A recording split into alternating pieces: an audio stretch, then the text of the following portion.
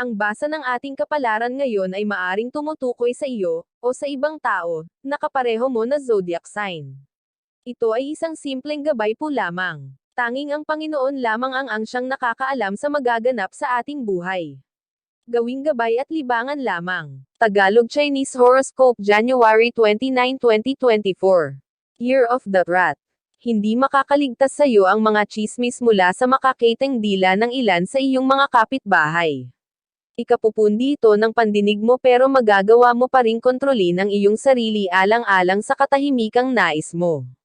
Maswerteng numero, 10, 12, 32, 45. Year of the Ox. Hindi ka mapapakali dahil may makikita ka sa online na isang bagay na gustong-gusto mong bilhin at nasa murang halaga siya ngayon. Ang problema ay out of budget pa rin ito kahit na anong kwenta ang gawin mo sa pera mo. Maswerteng numero, 6, 16, 29, 37.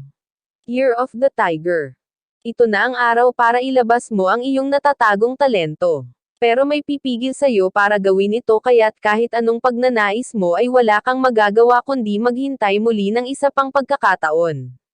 Maswerteng numero, 11, 30, 42, 51. Year of the Rabbit. Huwag mong kainaipan ang pagdating ng swerte. Marami ka pang dapat ipagpasalamat sa ngayon. Hindi pa man dumarating ang swerteng hinihintay mo ay marami ka namang blessings na bibilanggan pa sa palad mo.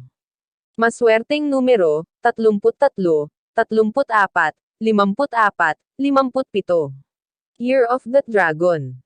Isang pabor ang nakatakda mong ibigay sa taong hindi mo kilala. Hindi ka sanay sa ganitong gawain subalit kakaibang ng kalooban ang mararamdaman mo sa oras na maisakatuparan mo na ang iyong pagtulong. Maswerteng numero, 11, 23, 24, 48. Year of the Snake. Susubukan mong iwasan ang iyong ex pero tadhana mismo ang maglalapit sa inyo. May mga gawain kayong pagsasamahan pero huwag kang masyadong umasa na magiging dahilan ito para magkabalikan kayo. Maswerteng numero, 1, 13, 14, 15. Year of the Horse. Mag-ingat sa pagkain na walang sustansya o yung mga dirty food sa kalsada. Malaki ang posibilidad na makaramdam ngayon ng pagsakit ng tiyan dahil sa pagkain ng kung ano-ano lang. Bigyan ng halaga ang kalusugan.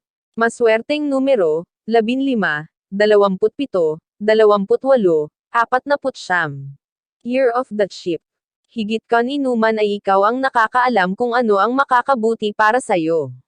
Alam mo naman kung ano ang tama at mali kaya't sa pagdedesisyon ay piliin mo yung tama at makakabuti para sa'yo.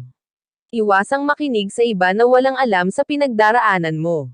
Maswerteng numero, 8, 11, 32, 42. Year of the Monkey. Sa'yo nakasalalay ang isang mahalagang pagdedesisyon na may kinalaman sa trabaho. Maaari kang mang-alap ng opinyon mula sa mga pinagkakatiwalaan mo subalit sa huli ay ikaw pa rin ang dapat na magpasya. Maswerteng numero, 1, 20, 30, 31. Year of the Rooster. May mga bagay na hindi na dapat pang sabihin sa iba, lalo na kung ito ay makakaapekto sa isang pagsasama. Kung may nais kang gawin o sabihin, palagi mong ilagay ang sarili mo sa taong maaapektuhan nito upang hindi magkamali. Maswerteng numero, 6, 12, 35, 50. Year of the Dog. Hindi mo maiiwasan sa ngayon ang kakapusan sa budget. Sa kabila ng iyong pagtitipid ay kukulangan ka pa rin. May mga biglaang gastos pang paparating bukod sa araw na ito kaya't matuto munang magtiis habang gipit. Maswerteng numero, 26, 48, 66, 68. Year of the Pig.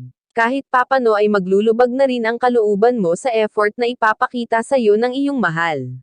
Ang matigas mong damdamin ay magagawa niyang palambutin. At sa pagkakataong ito ay labis kang magpapasalamat sa kanya. Maswerteng numero, 7, 18, 50, 70. Iyan ang Tagalog Chinese Horoscope. January 29, 2024. Maraming